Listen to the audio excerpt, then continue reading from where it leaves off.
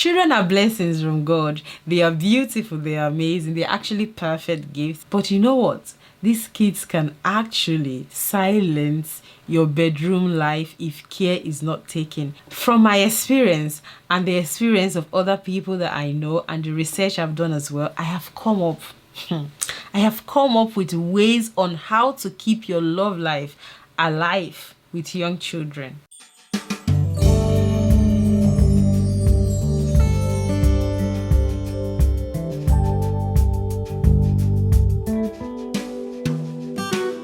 Hi guys, welcome back to my channel. If this is your first time, my name is Precious. On this channel we give insight on family, relationship and lifestyle. If you're interested in any of these topics, please press the subscribe button and the notification bell, and also check out other of my videos as well. And for my returning subscribers, thank you so much. Children, like I said, are beautiful. I would not change anything. In fact, I love kids. If you know me, you know I love kids. And I believe that most parents love kids as well. That's why they decided to have kids. But you know what?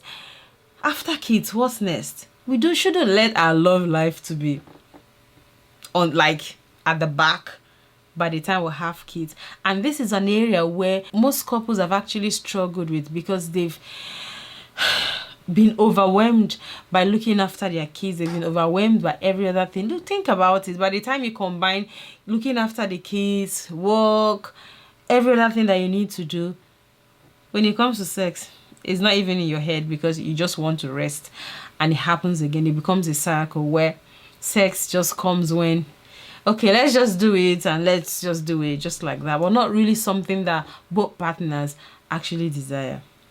Listen, we all have experienced it. I've got your back. I am going to be telling you the things that I have been doing, my friends have been doing, and research have shown that you can do to keep your love life alive. The first thing you want to do is split childcare duties. It's not me that said it. Let it not be as if a woman is saying it. A research has actually shown that when both partners split childcare duties, the couples have great sex and very satisfying relationship. Precious didn't say it. It was a research that said it. So, and from experience as well, think about it, guys. Like, imagine a woman doing everything in the house, like looking after the kids, making sure there's food, making sure the house is running smoothly. She would be tired. First of all, she's going to be a tired person. And secondly, she's going to be like, why am I doing all this? She's not going to be happy. She won't be a happy person. So, talking about sex to that lady is a problem. Like, she's not going to find it funny at all. So first of all, childcare duties in the house can be split. It doesn't have to be evenly, but each partner should be able to pick up the things that they can do. With this, nobody's going to be complaining, I'm tired, I'm not tired. Your sex life or your love life is going to be on point when both parties are doing this. Another thing that you can actually do to keep your love life alive is check up on each other through the day. This is one thing that it depends on where you work. I know that it's quite difficult for people that work in a place where I work in a place where there's no mobile network, like there's no signal, you can't do anything with your phone. But that doesn't mean that I can't do it. If I really want to do it, I can leave the building during my lunchtime and send my husband a text. When you send both yourselves text messages through the day, you're actually keeping in touch. So you're not just going away in the morning and coming back in the evening with nobody knowing what's going on. So there's nothing wrong when you drop a text, say, honey, how is your day going? I hope you're doing all right. I am very naughty. Like, I'm a naughty girl. So I send text messages, right? I love it. It's because I love it, I do it. So I can just send one naughty text message to my husband, like, through the day. And that keeps him going. That makes him happy. He replies and we just start chatting. It's beautiful. That actually keeps your love life alive. Another thing that can keep your love life alive is meeting during break time or going home during break time. I know this is not going to work for everybody, but there are people that actually live very, very close to their workplace, and during lunchtime they actually go home to have lunch. And imagine during this corona time, maybe one person is working from home and the other person can actually come back home during lunchtime. You can do a lot of things during that 1 hour or 30 minutes, okay? You don't have to go into, you know what I mean, but you can start something. So that's an area you want to like actually think about if you live close to where you work and both of you can actually come home during lunchtime. And also think about it, maybe the kids are at school, you come home, just the two of you, nobody to disturb you. You can sit down. Yeah, it's 30 minutes or it's 1 hour, but it's a very, very meaningful, productive 30 minutes you've spent together. Quality time you've spent together. Let me tell you something. Quality time is not spending 5 hours together. Okay? Quality time is not only when you spend 2 hours together. Quality time can be 10 minutes. 10 minutes of quality time. It becomes memorable, like you can't even forget it. So that's one area that people that live close to their workplace can actually think about, is trying to come home during lunchtime. It may not be all the time, but maybe once one time or the other. Another thing people do actually that I've seen from my place of work is that most couples that actually work close, as in their workplace is not far from each other, they meet up during lunchtime. They can say, okay, let's meet up here and eat together, or even sit in the car and have their lunch together. That's something you can do to keep your love life. Anything to do to keep your love life alive while these kids are young. Why not? Another thing you can do to keep your love life alive is to go on holiday together, go on vacation. This may not also work for everyone. It depends on if you have support around you. If you've got your family around you, you've got your parents around you that can actually leave the kids with them for the weekend, and you and your hubby go out and spend the weekend, or spend 2 days, even a night, just go out. Right? This is one thing that I've tried my best, because obviously I live in the UK and I don't have as much support as I would love. But anytime I have my friends around, or anytime my friends come to visit, I use the opportunity and check out with my husband. Yes, we go out for the night. So try as much as you can to actually plan these things. If you are able to do it, it's beautiful when you go out, just the two of you, and spend the weekend, 1 day, 2 days. It doesn't have to be weeks, but just few days. Another thing that can keep your love life alive is this one. I've seen it so many times growing up, is to shower together. Unfortunately, in the UK, some bathrooms are so small. But you know what? The smaller, the better. You can actually have a shower together, You can actually have a bath, soak together. Oh, God. You do things together. It's a bit difficult in this country, in the UK, where, because obviously everyone is busy, you want to do this, you want to do that, you want to go out on time, you don't want to be waiting for the other person, or like I said, the toilet, the bathroom is small, or the shower cubicle is small, so you may not be able to fit in both of you together. But you know what? If there is no way you can make your way, right? Do this thing, try it. I have been doing it. I don't do it all the time, but every time I do it, it feels really good to shower together with your partner. It's a beautiful thing to do. It's that 5 minutes of just staying together, talking, 5 minutes of actually quality time. Like I said, quality time doesn't have to be long. It can just be that few minutes, but you've spent good time with your partner. You know what? If you haven't tried this having a shower together with your partner, let me know in the comment section, and I want you to try it. And if you've tried it, let me know in the comment section as well. So that's one way to actually keep your love life alive when the kids are young. Sometimes they can even come to the bathroom to come and check. You know them. You can't hide. Another way to keep your love life alive is to drop your kids off with your friends. Have like play dates where you drop them off and you can come home and spend time together, just the two of you. It's very, very important. It's a necessity that you spend time with your partner. So if you've got friends, if you've got that network, if you've got that social life, and you have someone that you trust, you can leave your kids with, drop your kids off, go out, spend the day, spend the evening, spend the night, do something with your partner. Another way that you can keep your love life alive is to have date nights. Okay, date night doesn't mean that you have to dress up, wear your heels, do your makeup, and go out. You can actually do date nights in the house, when there is no way you make a way for yourself, right? You can do date nights. You can decide, okay, every of this day we're going to have date nights.